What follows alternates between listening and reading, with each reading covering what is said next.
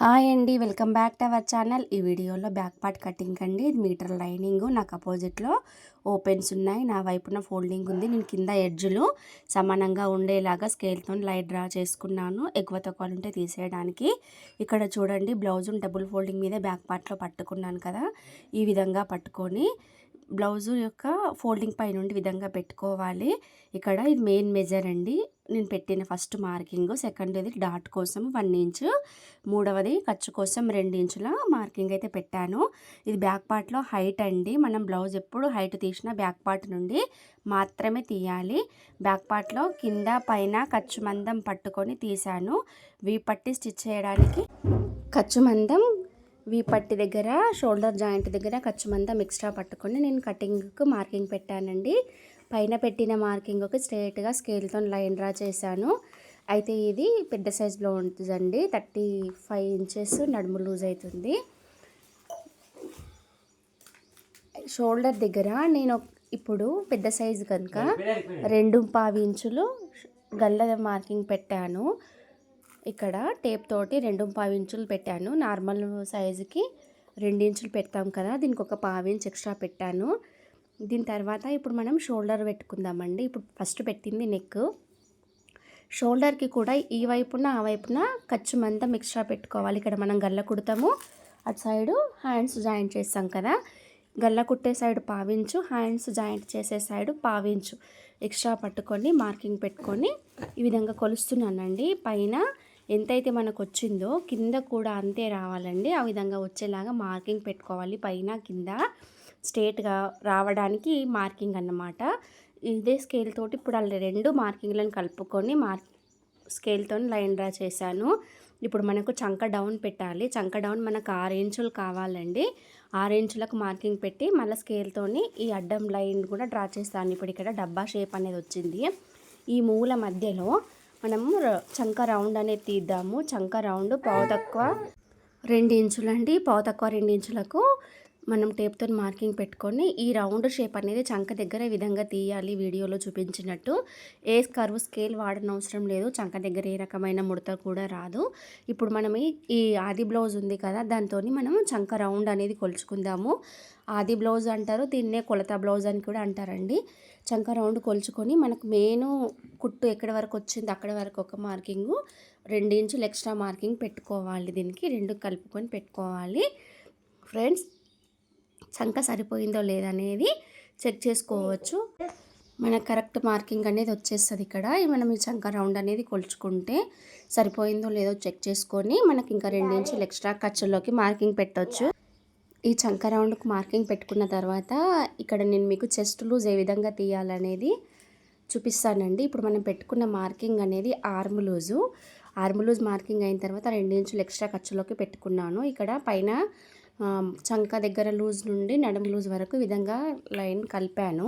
ఇక్కడ ఫస్ట్ మీకు chest loose చూపిస్తానండి. ఒక సిస్టర్ అడిగారు, అక్క చెస్ట్ లూజ్ ఈ విధంగా చూసుకోవాలి అని. చెస్ట్ లూజు మనకు ఫ్రంట్ పార్ట్లో ఉక్కు పట్టి సైడు నుండి ఇక్కడ చంక కింద 1 ఇంచ్ కిందికి మార్కింగ్ అనేది చెస్ట్ లూజ్ వస్తుంది మనకి. ఇక్కడ కొలత బ్లౌజ్ కూడా చంక కింద 1 ఇంచుకి అయితే పట్టుకొని ఎక్కువగా సాగదీయకుండా నార్మల్గానే పట్టాలి. ఎక్కువ సాగదీయొద్దు, ఫ్రంట్ పార్ట్ ఎక్కువ సాగుతుంది కదా, ఎక్కువ సాగదీయకుండా ఈ విధంగా పట్టుకొని చూసుకోవాలండి. ఇప్పుడు మీకు నేను ఈ కొలత బ్లౌజ్ మీద ఏ విధంగా చెస్ట్ లూజ్ తీయాలనేది చూపిస్తాను. ఈ కొలత బ్లౌజుని మనం ఇక్కడ బ్యాక్ పార్ట్ నుండి చెస్ట్ లూజ్ తీసుకుందాము. ఎక్కడ ముడత లేకుండా ఈ బ్యాక్ పార్ట్ అనేది బ్లౌజు ముడత లేకుండా సాఫ్ట్గా అనుకొని పరుచుకోవాలి. ఈ విధంగా పరుచుకొని కింద పైన ఏ ముడత లేకుండా సమానంగా అనుకొని పరుచుకొని చంక కింద 1 ఇంచ్ కింద నుండి మనం చెస్ట్ లూజ్ అనేది తీసుకోవాలండి. అప్పుడు కరెక్ట్గా చెస్ట్ లూజ్ అనేది వచ్చేస్తుంది.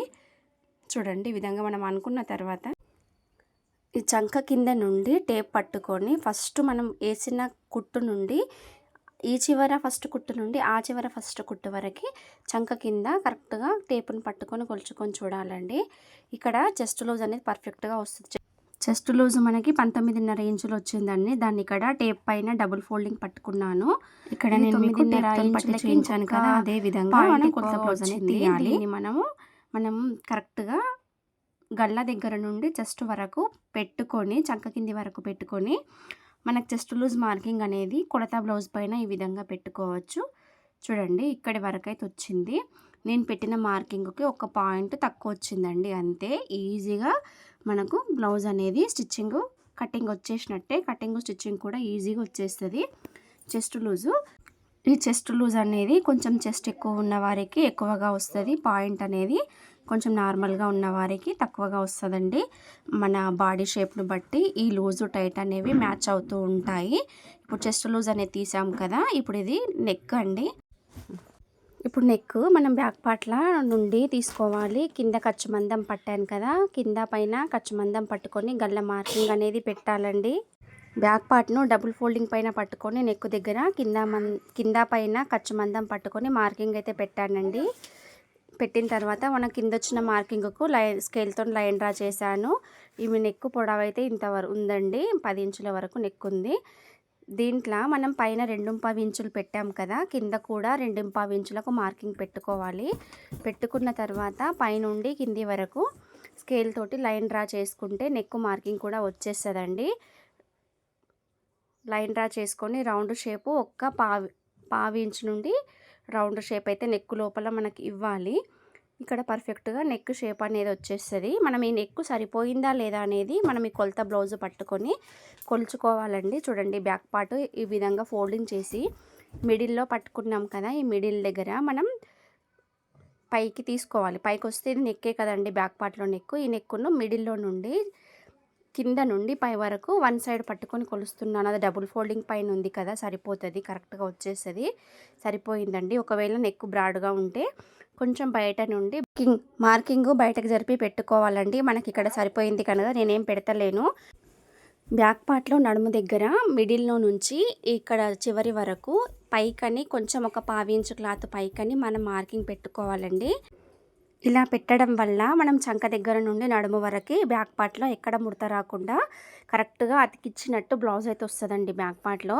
ఇక్కడ నెక్ దగ్గర కూడా షోల్డర్ కంటే గల్ల వైపున ఒక పాయింట్ అన్న డౌన్గా మార్కింగ్ పెట్టుకోవాలి. డౌన్ మార్కింగ్ పెట్టిన విధంగానే మనం బ్యాక్ పార్ట్ కటింగ్ చేయాలండి. పర్ఫెక్ట్ బ్లౌజ్ కటింగ్ అండి ఇది. మీ గనక ఈ వీడియో నచ్చి ఫ్రంట్ పార్ట్ కటింగ్ కావాలంటే కామెంట్ చేయండి ఫ్రెండ్స్, తప్పకుండా పెడతాను. బాయ్.